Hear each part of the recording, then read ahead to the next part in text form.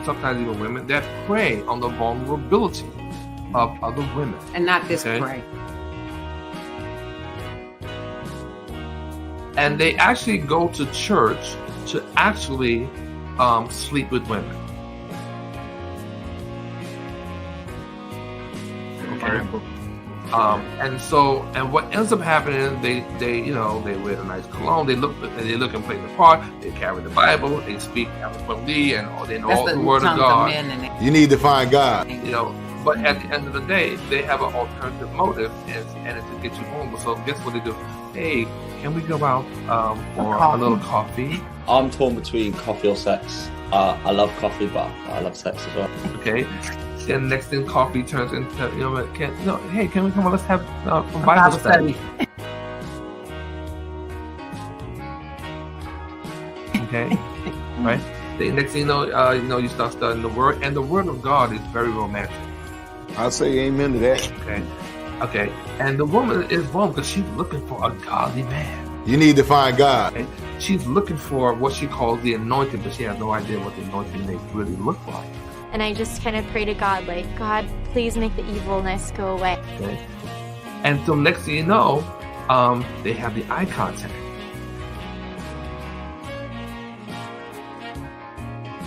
Yeah, I like aftertaste. And boom, Cupid is shooting those bows and arrows. Like, she's attractive, she's responding. Next thing you know, can we hold hands and pray? Okay. So now you have a physical interchanging. Okay. Not a lot of Bible verses on that. Okay. While no one's home. And there's no one there. It's just the two of you. We can make it if we try, just the two of us. Next thing you know, it's like you're not praying opposite ends. You're praying up close, personal. Okay. Next thing you know, lust is now being generated. My Oma was right. Sex ruins everything. Because the Word of God is a very romantic topic. It's beautiful. I mean, and so guess what happens? You end up going and having sex. To God be the glory. The sound that saved a wretch like me.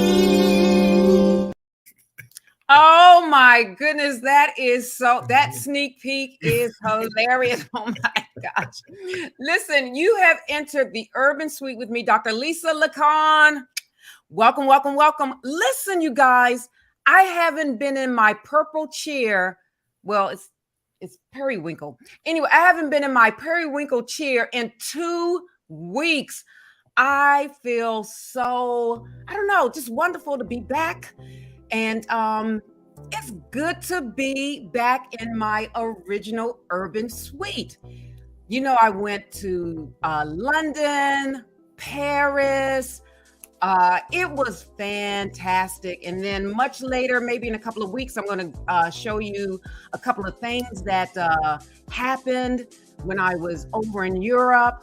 But everywhere you go, there's always the urban community. And then speaking of everywhere you go, this subject matter that we're going to talk about tonight is going to really be interesting. Now, for the most part, some people may feel a little uncomfortable about the graphics, about what we're going to discuss, because we're going to talk about our colon. And basically, some of the things, our body parts, we get a little uncomfortable with it. It's sort of like when we talk to women and we talk about our monthly, people are like, oh my gosh. But listen, my Urbanites, we have to talk about our colon. We have to talk about it because at the end of the day, I'm going to say this, forgive me, some of us may be full of shit. So anyway, you all know I don't like using profanity, but that's the thing. So we'll be right back after these messages. Stick with us. See you soon.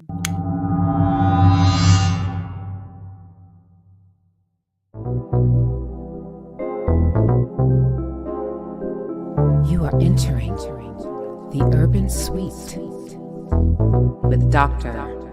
Lisa Lacan.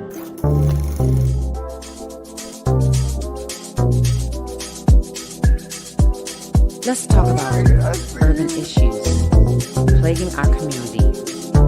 That's good to hear. That's good to hear. Let's talk about mental health. All right, so we're back. Listen, I really did not realize when I booked our guests that March is Colorectal Cancer Awareness Month. I had no idea. And I booked the guest back in January sometime.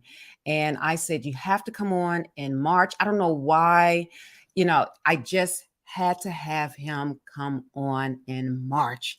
And I thank God for him coming on, Dr. Ratliff. We're going to have a great in-depth discussion with Dr. Ratliff as we talk about colon care and also what's happening in the Black community when it comes to colon cancer. So we're going to discuss what is that journey that food takes when I put it in my mouth, I swallow it, and then what?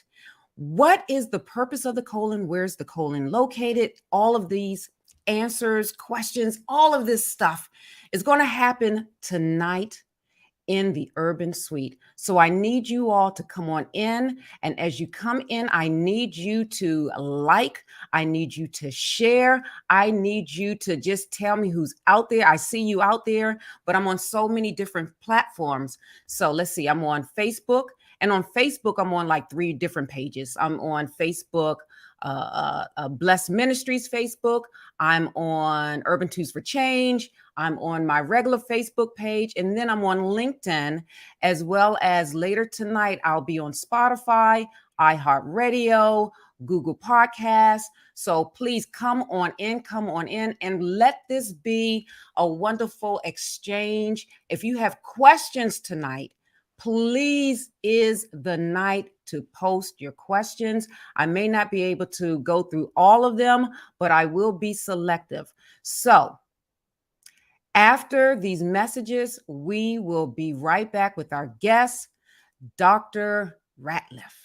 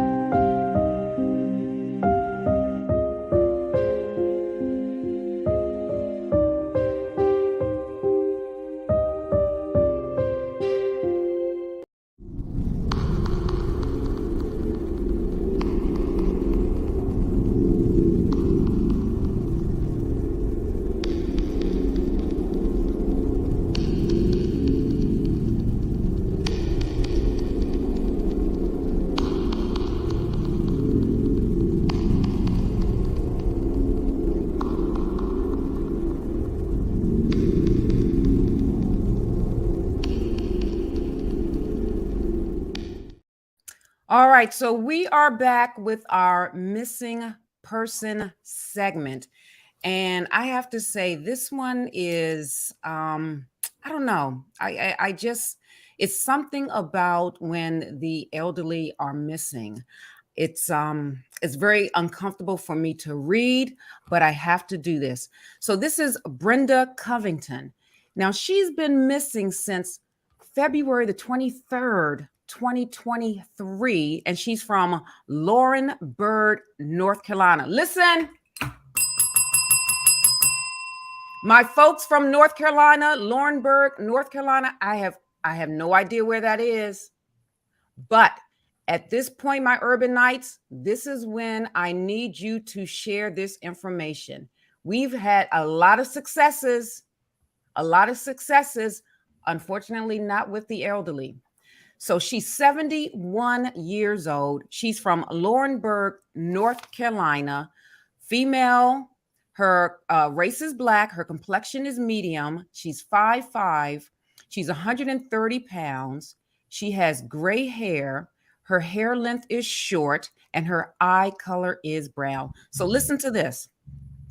Police said that they obtained surveillance video that showed Brenda walking in the area of Produce Market Road and the McGirt's Bridge Road area at approximately 2:30 p.m. on Friday. That would be the 23rd of February, or the 24th, I'm sorry, one day after she went missing. She hasn't been seen since. And then it says the circumstances surrounding her disappearance. Several people in the community said her disappearance troubles them because they would often see Brenda walking in the community. They said it's just like Brenda has vanished without a trace. 71 years old. Anyone with information, please contact the Scotland County Sheriff's Office, and this is their number, 910-277-3231. And I'm going to repeat that again for my Spotify, my iHeartRadio, my Google Podcast family. That telephone number is 910-277-3231. Or you can contact BAMFI, that is the Black and Missing Foundation Incorporation, at 877-97-BAMFI. Let's bring Brenda Covington home. Now, we do have some found safes, which is good. Let's see if we can put those up. That's always a good thing. We had 2 found safe. We had Miss Stepney, and then we had Miss Green. So thank God for that. All right. And what else did we have? Curtis, I think we had somebody else. Yes. We have a sad news update. I reported Miss Rash from Pittsburgh, Pennsylvania, I believe a month or so ago. And unfortunately, again, when it says sad news update, they don't get into the specifics, but it does let you know that the person is unalive. So unfortunately, we have the sad news update for Miss Rash. And then we also have for Versi May Spell, sad news update. And the reason why I'm doing this, because I have not been live for 2 weeks. So within the 2 weeks, these are the things that have been coming across my feed. So unfortunately, she's also has been found unalive. So it's very sad. So after this message, we will be returning in the Urban Suite with Dr. Bryce Ratcliffe after these messages. Stay with us.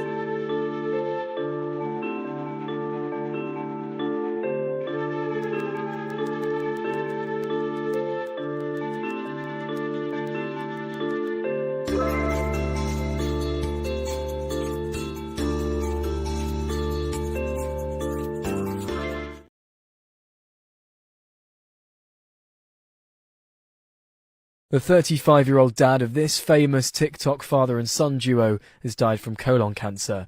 Randy Gonzalez and his son were known as Enki Boys, famous for their lip-syncing videos to popular sounds. They'd amassed 15.5 million followers.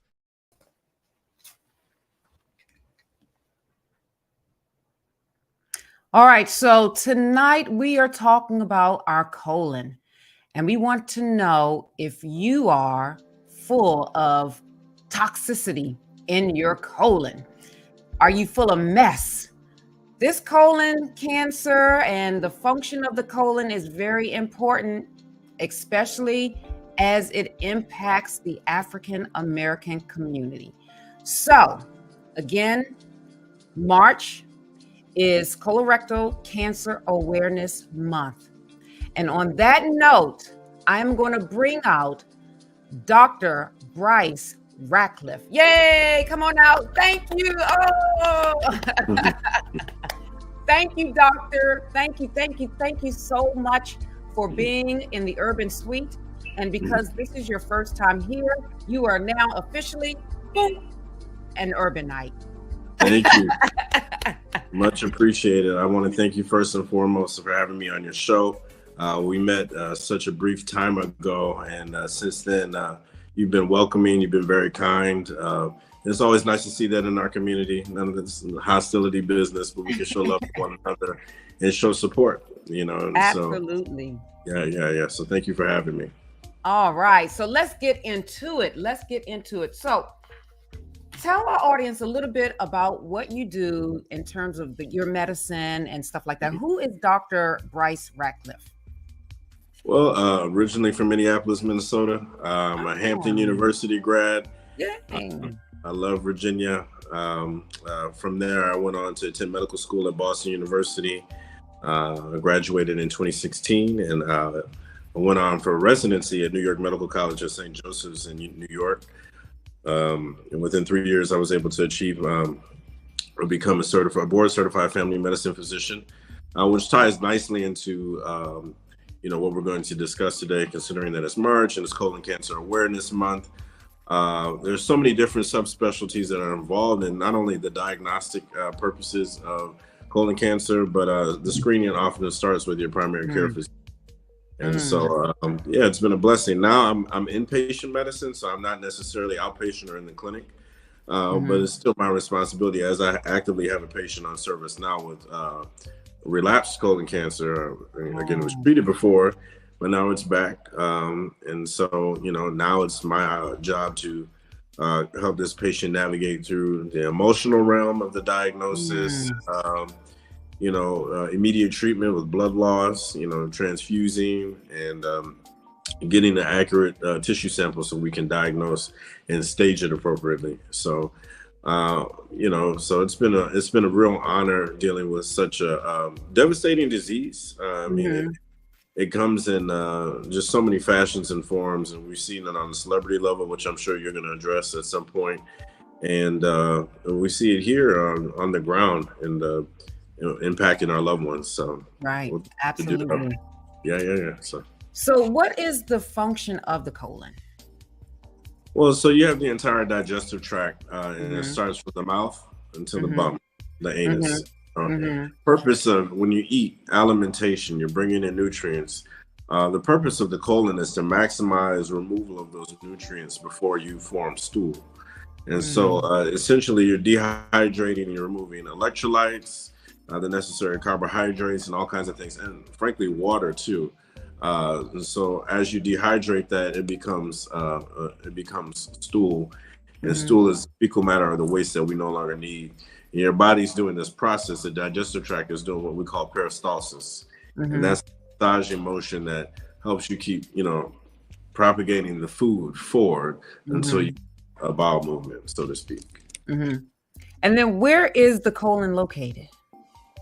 It's located, so the best way to describe it is past the small intestines, the initial portion after the small intestines. So you have extensive feet of bowel. I don't know the exact length. I remember it's a fun fact from medical school, but most attendings don't know. But so it's after the small intestine, and each portion of the intestine has like a different absorptive function. And sometimes, like for example, celiac disease, they have diarrhea. Those microvilli or those finger-like projections that are used to absorb those nutrients can be blunted. You can have tropical sprue, like I said, celiac sprue. You can have an inflammatory colitis. So you have inflammatory disease, Crohn's disease, ulcerative colitis, all those things that require heavy doses of corticosteroids and big gun treatment just to calm the inflammation of that portion of the body down. So gut health is tremendously important. It can contribute to your mood, weight loss, bloating, that kind of thing. So there's so many things that go into gut health, and I can't hope to encapsulate it all in one discussion, but gut health, that's interesting. So how do we clean it out? How do you clean out the gut? That is $1 million question. So I think, first and foremost, you hear the humdrum surrounding fruits and vegetables. Since the dawn of time, And I'm bloated now after burp. That's so funny. Look. Dodge the camera. All right. Look. Yeah, no, I know, right? So I think it just starts with healthy eating. There's some evidence around, a high fiber diet, obviously, if there's constipation, but there's nothing like fruits and vegetables. I don't think that's changed much. As sophisticated as medicine is nowadays, this is really the main staple of how to clean out your diet. And high water content, drinking lots of water. And I mean, the skin of the fruit, even the apple. So, like, it's funny when people have diarrhea, like, there's a component of the skin of an apple that has what's called kaopectate in it. And that's the main ingredient for Pepto-Bismol. So, exactly. So, I mean, these are things that we don't know. I'm not sure what everyone's religious affiliation is, but sometimes God, he put the medicine in the pudding, so to speak. So, right. Is that what it says? Eat an apple a day? What? Yeah. Could Dr. Ratcliffe explain what fiber is? Is fruit fiber? Fiber is like a microscopic molecule that can help facilitate healthy gut health by keeping the stool soft. So fruit in and of itself, fruit has a lot of things in it. It has natural sugars, things that can help the digestive tract. And I wish I could, again, pinpoint everything. It has all the vitamins that we need, a lot of nutrients that we need. But fiber itself is just a component of what you need in, maybe a fibrous, highly fibrous vegetables. And sometimes with certain disease processes, you're actually advocated or informed to stay away from high fiber diets. Sometimes, especially like if someone had a gastric sleeve, right, or Roux-en-Y, which is like essentially a gastric bypass. You're taking a connection from an upper portion of the stomach and you're skipping it, and to reduce that absorption so you lose weight. And so those folks are informed not to have a high fiber diet. So in most cases, I think I can advocate that it's very useful. I wish I had a journal with me, because journals are how we validate, the seriousness of what we're saying. And medicine is always evidence-based. So if indeed anyone here on this network has a question and I can help in a later setting, please be sure to, reach out. I don't want to tell any false information. If you have updated information, I'm more than willing to receive feedback as well. So.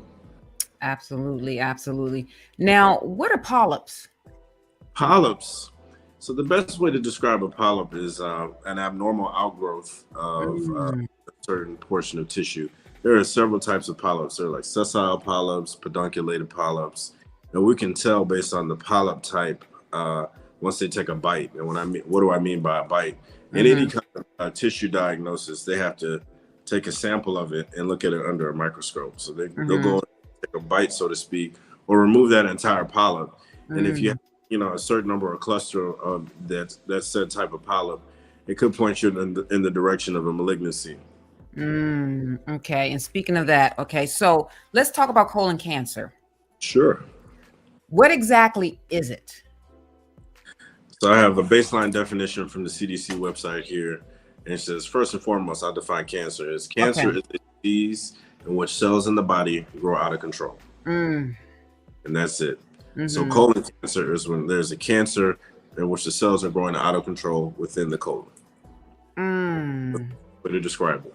Now, okay, so I'm going to read something from the American Cancer Society. And this is, it says, colorectal cancer disproportionately affects the Black community, where the rates are the highest of any racial ethnic group in the United States. African Americans are about, listen to this, my Urbanites. I want you to listen to this. African Americans are about 20% more likely to get colorectal cancer, and about, listen to this, 40% more likely to die from it than most other groups here in the United States. And it goes on to further say, now this is a quote from Dr. Dorado Brooks. He says, colorectal cancer is the second deadliest cancer in the country. And Dr. Brooks is the Vice President of Prevention and Early Detection at the American Cancer Society. He says this, quote, "This disease is ravaging the Black community And it is as important as ever that everyone has access to and is receiving the recommended screenings, even during the time of the pandemic. Because I know for me, I was supposed to have my colonoscopy. We're going to get into that as well. And it took me off track for a year. But this disease, colon cancer, is destroying the African American community. Let's talk about that. Why do you think it is so prevalent in the African American community? Well, I think so. The hallmark of colon cancer treatment is early detection, or any cancer screening for that matter. I think we have fewer or less access to resources, frankly, in our community. That's a facet of many things. We have a kind of dysregulated and somewhat divisive experience with our country. So, if you excuse me 1 second. Oh, that's all right. Yeah. And so our relationship with our country is kind of fragmented. And so redlining, and when it comes to the design of the landscape and how we're housing access to clinics, we simply don't have the infrastructure that other cultures have had the benefit of having. And we're playing a lot of catch up. And so within that, we have more liquor stores and McDonald's centered around the neighborhood than anything else. Access to fresh fruit and food is just not as tangible as it would be in other communities. I remember personally, I lived in Roxbury in med school, and as much as I love Roxbury, I realized at times it's kind of a food desert. And so instead of being able to get chickpeas and cream spinach, or spinach rather, and things that I didn't particularly grow up with, but I've grown accustomed to, couscous and carrots, and not even overcooking the vegetables, but just steamed enough so you can get that.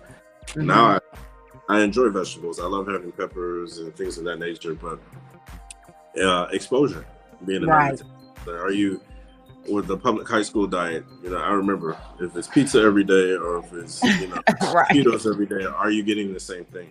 Right. That other students are affording. It's so interesting because I just shared with you guys that I came back from Europe. So I'm going to say something. Now, this is what happened to me, my experience. If anybody out there in the YouTube world is listening and they saying, Dr. Lisa talking too much. I ate the food over there, and I'm going to be honest. I had a different feeling in my stomach. Like I wasn't bloated. I didn't feel stuffed, and I had pretty much the same portions.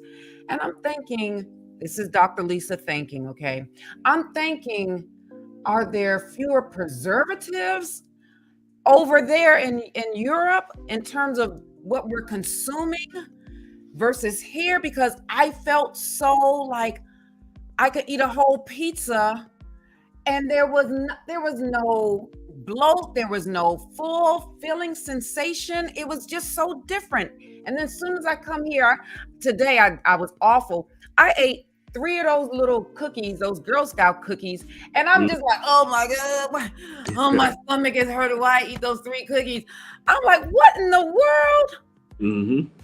Yeah, no, I would agree. I mean, even in brief trips to Colombia, the access to street food, $1 for street food. You can wake up and have that for breakfast every day. The American diet is sausage, bacon, and I love it. I'm a I don't want to be a hypocrite and inform everyone that I don't partake, because that's frankly not true.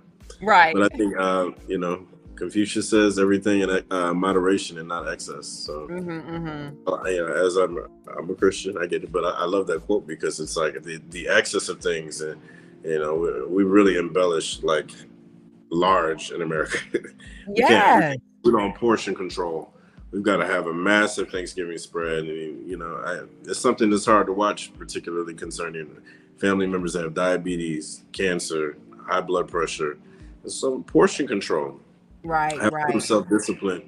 When I talk to patients, and the best thing I can do in a non-judgmental manner is I say, hey, let's say we have 3 coupons to go to the store. So if you've got hypertension, you can't do sex, drugs, or rock and roll and expect me to work a miracle. So give me a coupon. I'm not asking for all 3. Give me a coupon back, and let's see what we can do. So I think portion control is a nice place to start, you know. Wow. And then one of the questions I was going to ask you is screening, because you talked about screening and prevention. So when it comes to colon cancer, I believe it's one of the cancers, like pretty much all of them. First of all, okay, what is the screening process for those that may not be aware? Now, I know I went through one screening process with the colonoscopy, but tell us about what actually happens when we have a colonoscopy. Well, so essentially they're trying to visualize a certain portion of the colon. So you can do a flex sigmoidoscopy or you can do a colonoscopy. The flex sig doesn't really get to that, past that splenic flexure. So it's like you got this winding noodle, but you can only get to a certain portion of it, and you can't visualize the top part where, you know, some could be possibly, and things of that nature. And so the colonoscopy, you get a better visualization, and it really determines the frequency of the screening. And so with the flex sig, you need to screen every 5 years, and that's pretty much been the gold standard. Again, if you go through with the full colonoscopy. The colonoscopy, you can screen every 10 years. And now, that, as opposed to starting at age 50, which used to be the starting screening age, it's 45, assuming you don't have a first-degree relative who's had colon cancer. If you have a first-degree relative who's had colon cancer, the age that they were diagnosed, you need to subtract 10 from that, and that'll be your screening time. So we have had a couple of celebrities that have died of colon cancer. Of course, we had Chadwick Boseman, we've had Eartha Kitt, Donald M. Payne, and then Cleavon Little. What are some of the early signs that something may not be right with your colon? So let's just talk about it from a pathophysiology standpoint. The things that we see is blood and stool. If you can imagine, when tissue becomes very friable, it's sensitive. And so you've got all these capillaries in the wall of the colon, right? Capillaries are very small blood vessels, and even more large bore vessels that are, you know, throughout the colon, because you're digesting, you're pulling those nutrients into the bloodstream, and so there's going to be a lot of blood. So when that tissue becomes friable and very sensitive, you're putting bulky stool through it, and you just frankly bleed. Blood carries oxygen to all the organs in the body, and so that bleeding therefore can manifest as fatigue. And so typically you see, for example, women, they're like, I'm fatigued, or you see women chewing ice. It's called pica. We associate it with like menstruation. So we say, let's get an H&H or a hemoglobin level and see what's going on. But a middle-aged person, they're saying they're fatigued, they have blood in their stool, or the stool is bulky. It's no longer like kind of a smooth exit. They call it a different caliber kind of a stool. But the caliber of the stool is like the shape that we have our slide here. You can see kind of the pellet form. Yeah, you see kind of the pellet form. So we have like various extremes. So we've got an oily stool at the bottom, and then we've got the pellet form at the top. And the middle is kind of a more formed stool. But depending on what portion of the digestive tract is obstructed, you can see a more pale stool, which kind of, you might have an issue with your biliary tree. There may be an obstruction there. Or again, like just kind of a streaky, less formed stool. So Curtis, can you put this up full screen and so people can see it, and then I can read it for my audience? So you have different types. According to this image is provided by Livy, there are 7 types of stools here. So this is what I was talking about, which may be uncomfortable for some people, but the reality is we have to have these conversations, and you have to look at your stool. Don't be afraid of it. Okay. So type 1, this is the one that's like constipation, separate hard lumps like nuts, and it's hard to pass. Okay. That's when you're constipated. Type 2 is mild constipation, where it looks like a sausage shape, but it's a little lumpy. So you see that one. And then type 3, it says that it's normal. It looks like a sausage, but with cracks on the surface. And then type 4, it looks like a sausage. I can't read this. Okay. It looks like a sausage or a snake. Watch out for those snakes now. Snakes on a plane. It looks like a sausage or a snake, and it's smooth and soft. And then type 5 says it's lacking fiber, soft blobs with clear cut edges, passed easily. And then type 6, mild diarrhea, fluffy pieces with ragged edges and mushy stool. And then type 7, watery, no solid pieces, entirely liquid. All right, you can put that down. Put the poop down. Thank you. Put the poop down. She said, look at it. She did not say touch it. So just remember that. Remain sanitary at all times. That's right. Well, you know, as a mom, I used to look at my kids' diapers to see, and I used to look at their vomit to see what was expelling out of them, either from their mouth or their anus. I mean, that to me is just, and these are things that are, it feels uncomfortable to talk about these things, but we have to have this conversation and we have to normalize it, because too many of the people in our community are dying. And it's so interesting because when I did my colonoscopy, I asked the doctor, I said, doctor, why this particular field, the one that actually had the camera going up the rectum and stuff like that? I just think that's a very interesting, and God bless him, that all day, that's pretty much what he's doing. And it's for the benefit of us. And we have to normalize the whole situation of having colonoscopies, and also eating food which is high in fiber. Oftentimes we aren't really educated about what foods are high in fiber. And then they're so expensive sometimes. And I always say this, a bag of potato chips is much cheaper than bananas. And it's like, why? Mm-hmm. So these are systemic things that we have in this culture that we have to try to overcome. And it's just it's really sad. But the whole situation with Chadwick Boseman, Eartha Kitt, who else? Oh, Donald Payne here from New Jersey, and then Cleavon Little, and then family members that have succumbed to this disease. It's really important to get tested because it can be prevented. But my Urbanites, you know what I told you about fear. Fear is a spirit.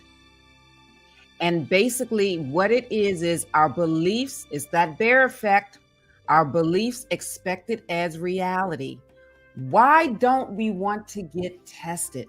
Now, oftentimes people may say perhaps because of lack of health insurance, I don't know if that's, is that pretty much covered under just the general like Medicaid, or like getting a colonoscopy? Is that covered under Medicaid? It can be. I forget which portion of Medicaid it is covered under, but in general, screening is kind of built differently. So screening and diagnostic tests are built differently. I'll come back with a more informed, educated response. Because I'm kind of not on that side of it. Right, of course, right. I'm more so inpatient. Right. But yeah, I mean, and if you can't do the full test, what they may send you is like a FIT test, and it's for fecal immunohistochemical test, that you can take a sample of the stool and have it sent to a lab, which is like a pre-screening before the actual colonoscopy. So yeah. So listen, my audience, my Urbanites, don't be fearful. Definitely get the screening. Hopefully you can do it. I did it. I had to drink that thing. Yeah, the Go Lightly. Yes, Go Lightly. Yes. Oh my gosh. And then I had a flight to LA the next day. Like it was great. But the doctor said I had a colon of a 31-year-old. I said, thank you, Lord. There we go. Extra bell rings. Dr. Lisa, hold on a second. For the people that's out there worried, maybe even myself, you explain what the screening process is like. What did they do to you, and like what's the real process like from the patient side? Okay, perfect. All right. So I go to my PCP, and my PCP, she said, Lisa, oh my gosh, I'm so sorry. I forgot, because it was the whole pandemic. She was like, I was supposed to schedule you last year for your colonoscopy. I have to schedule you this year. I'm like, okay, fine, whatever. So she gave me a script to pick up the Go Lightly drink. So I had to, the drink does not taste good at all, but you have to do it because it's worth it. All right. So you drink this drink, and I can't remember how much of it, but was it alive? It was a nice size. I mean, yeah, I have the cup around here somewhere. Next time I'll show you the cup.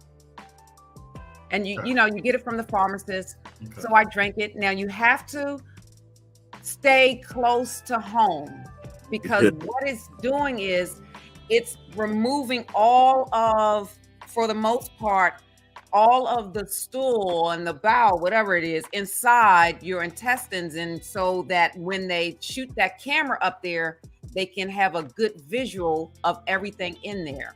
All right. So I did that.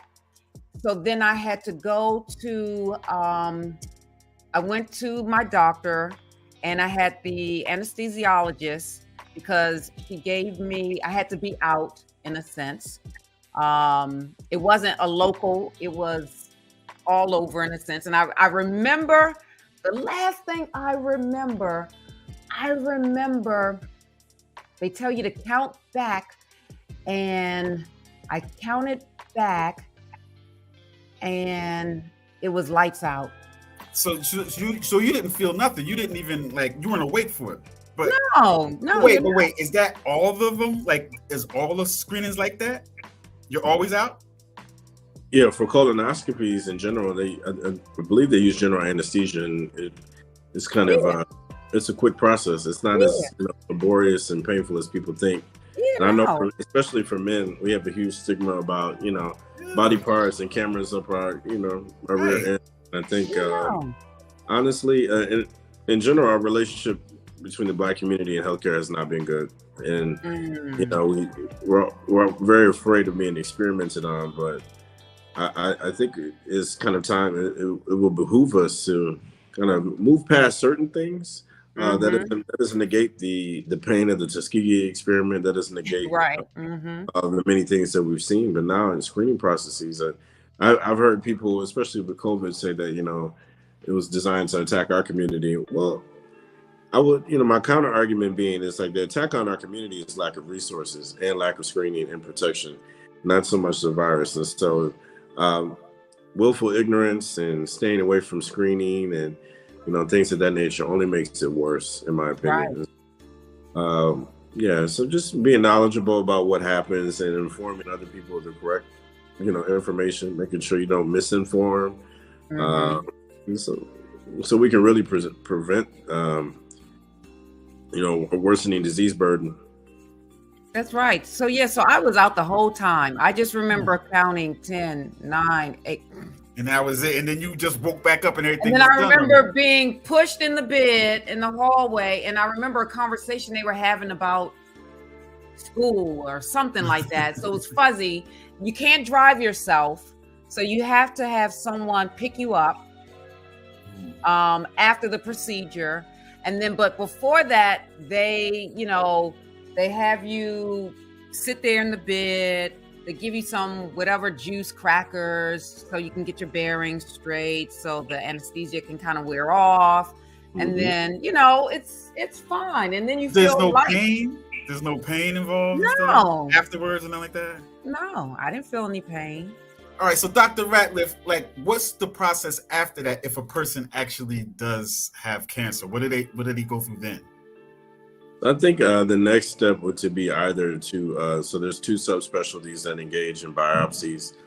Then general surgery can help with biopsies, and then interventional radiology often helps with biopsies. You can do like a CT guided biopsy, which I've seen, and it really depends. Like sometimes I've seen patients with metastases or the spread of the cancer already to the liver. and so they're taking to the liver, and these things happen rapidly. That's why it's by the time it's meted or you're getting into stage 3 and 4, it's much more difficult to treat. That's why we advocate for earlier screening. I highly encourage people to get the screening. There's no pain whatsoever. For me, I have to admit, the most uncomfortable thing was the drink, and that's it. Yeah, that's it. You have to kind of force yourself to drink it, especially if you're used to drinking wine, because it doesn't say anything. It doesn't say anything like what. I think on top of that too, it's like, so I see this often when patients really don't complete the drink the way that they're supposed to. The report always says incomplete visualization of the colon. So you left too much poo and drinking Mountain Dew. That's why you have to drink all of it, so they can have a clear visual when they go up there. Oh Lord, that just sounds crazy though. Well, it's needed. I mean, the human body, when you think about it, it is a beautiful piece and work of art. It's like God put all these things. There has to be a God. There has to be a God. There has to be. When you think about the human body, and from eating that celery or that cracker, the whole process going through our digestive system and then coming out. I mean, who could do that? Man couldn't do that. Man could not create that. So it has to be, this is my opinion, it has to be something much greater than us to perform and to do these things. It's amazing. What's the youngest type of person that could actually get colon cancer though? Because I guess that's interesting, because I think there's several components to it. And so I think sometimes there's a genetic predisposition. So like a young person, like a Chadwick Boseman, I've had 2 young ladies in my church back home pass from colon cancer. I think sometimes there's a mutation, and like there are genes that actually suppress cancer factors, like a P53. That's one of them. And so when those genes are deactivated, we're much more prone to getting cancer. And so it's not just dietary habits. Unfortunately, people are prone to getting it. They were in their 30s.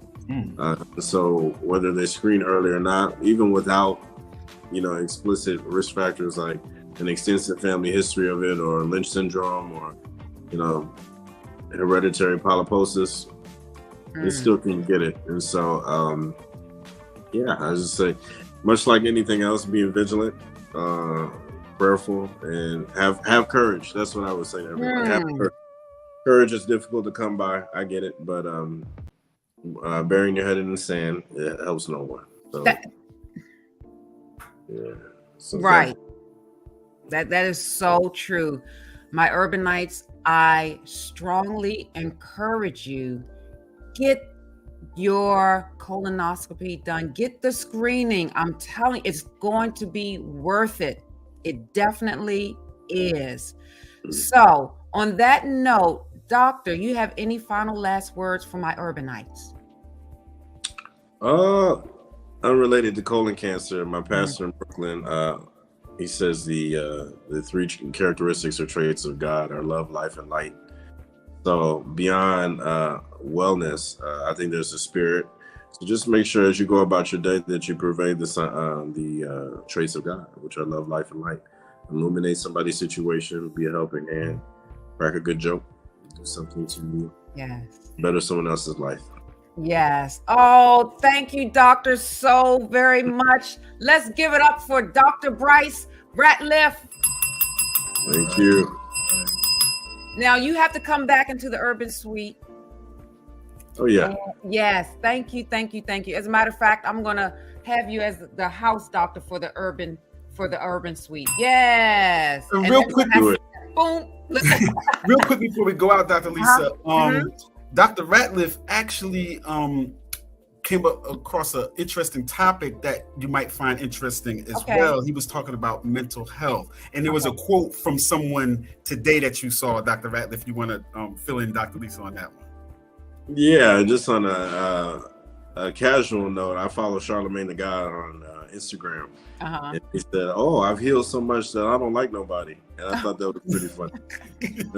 It gave me a good chuckle because sometimes I find myself in that circumstance where, you do so much work on yourself and then self-improvement that you might just stay home because. Right. You want to come out? Oh, no, thank you. God bless you.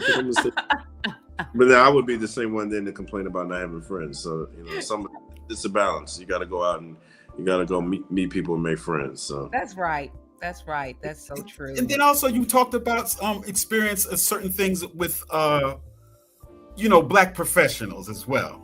Yeah, upward mobility. It's part of my mental health journey is like becoming this doctor in the midst of my parents going through so much family tragedy and things of that nature.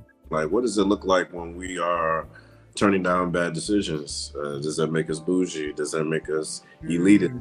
Are we better than other people? Or are we just trying to, fulfill God's purpose in whatever profession that we choose? And doing so, it can be a conflicting journey. You could be frankly confused. It could be survivor's guilt. And I think, obviously it's a topic for another day, but I'd be interested to pick your brain and see, well, both of you, what your experience is with, things of that nature. So. Oh, yes, absolutely. Yes, because for me, I have my feet in both worlds. At Blessed Ministries Incorporated, we work with populations that are very disenfranchised. So we work with those that are on parole, probation. We work with adults with disabilities. We work with youth with special needs. We work with people that have food stamps. And basically, we're trying to assist them to get employment. Now, versus my friends and my colleagues, totally different, totally different. So, and I see the difference, and it's very interesting. So yes, we have to talk about that. We definitely do, because it's out there. It's out there. I believe it. So, I'm here for the wisdom. I'm trying to strike that balance as a young attending. It's a work in progress. And no, more importantly, my last little nugget, we don't have to be perfect. We just have to do our That's right. Actually, you know what? I just gave I had a speaking engagement for the New Jersey Business and Industry Association, and it was pretty much the balance. It was for non-for-profit, but how do you keep your mental health, your balance, home and at work? And I gave my motto, is called cuss. We have to learn how to cuss more.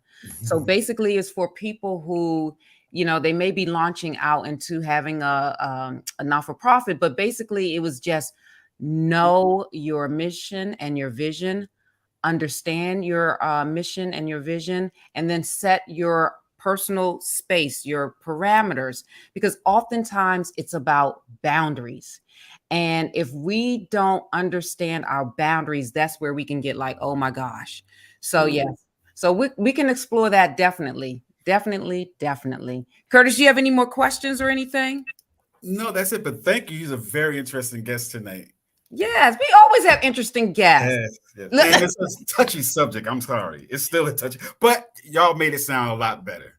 Okay. Well, because Curtis, it's just a part of life. That's what I was telling you, Curtis. I'm like, it's a part of life. Yeah, it just sounds messed up, though. It just, people don't want nobody, back there like that. You know what I mean? Yeah, like they don't, but we got to suck it up for the greater good. That's right.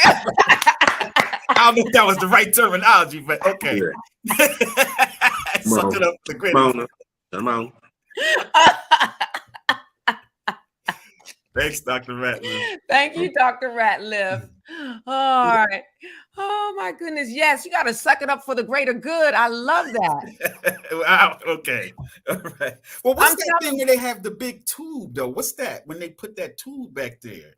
What's that? That's the thing with the camera. It has a camera. And so what they do is they flush you out first or something? Well, that's the drink. Where were you doing?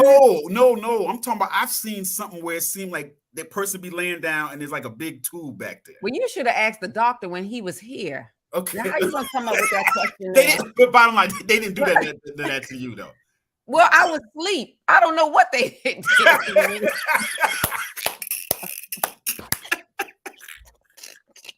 I don't know what they did here. I just know what the doctor told me he did. That he put the thing up there and took images of it, and everything looked good. And because they tell you right then and there for the most part. Like you said, I had a colon of a 31-year-old. Yeah.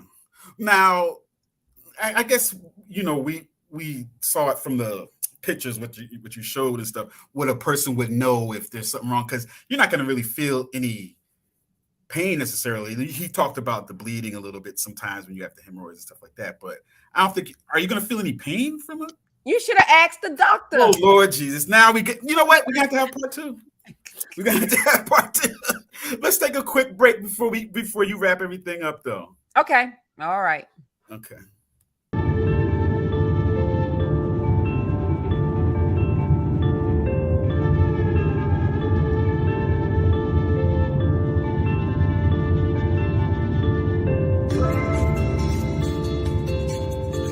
Right. So we're having technical difficulties, probably because the wind.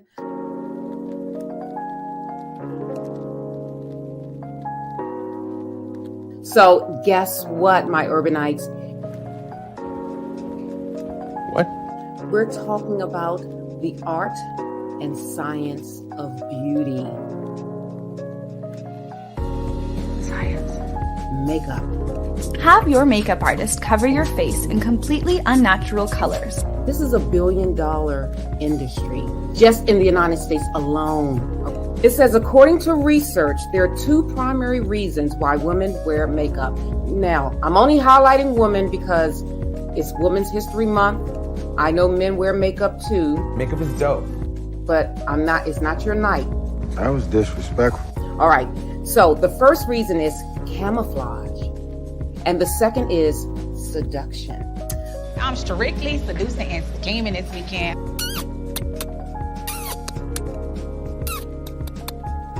I have never met a chemist like this.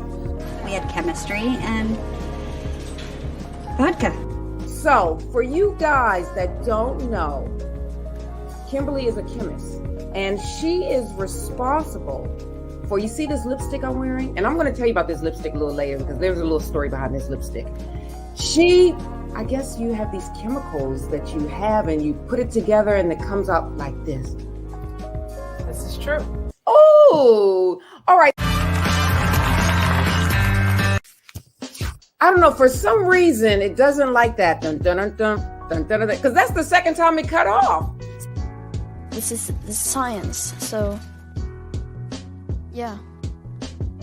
Okay. Now I don't put on makeup like you, of course. Well, you don't. Oh. You're gorgeous. Oh, thank you. You know how I feel about it.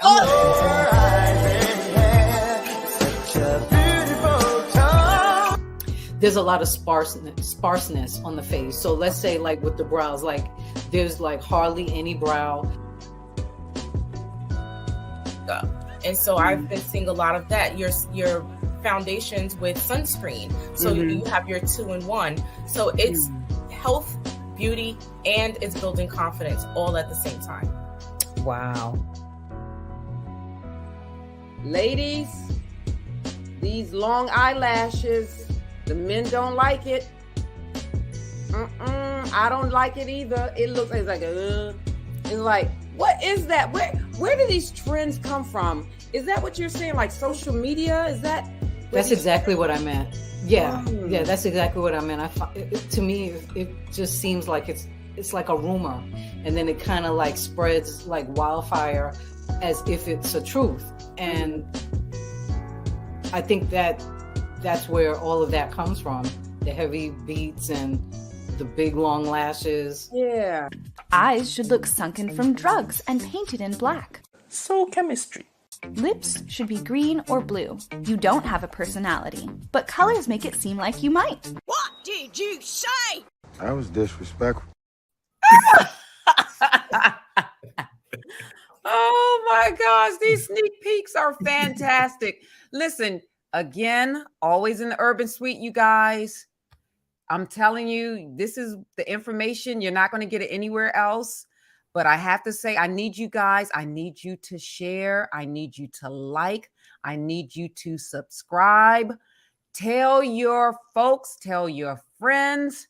And again, I am on Spotify, iHeartRadio, Google Podcasts, and LinkedIn, as well as the multiple Facebook pages. So I thank you all for coming into the Urban Suite tonight, where we talked about colon care. Number one, don't be afraid of the screening process. It's very important. It's very preventable. The last thing you want to do is to succumb to a disease based on fear. And I talked about fear. What fear is a spirit. It's a spirit. And the word of God says, God did not give us the spirit of fear, but power, love, and a sound mind. Fear is very debilitating. That's the opposite of power. So fear is the opposite of love, okay? Fear is very debilitating because it will stop you from doing what? Getting a screening, because you believe in your mind that it's going to hurt. You believe in your mind that it is intrusive. You believe in your mind that you may get a negative diagnosis. But guess what? If you don't get screened, it's not going to change what's currently happening in your body. Wouldn't you rather have peace of mind knowing what's happening in your body than not knowing? So anyway, I just want to say thank you again to Dr. Bryce Ratliff for being in the Urban Suite, where we laugh, learn, cry, and grow. And on that note, Molly, take us away.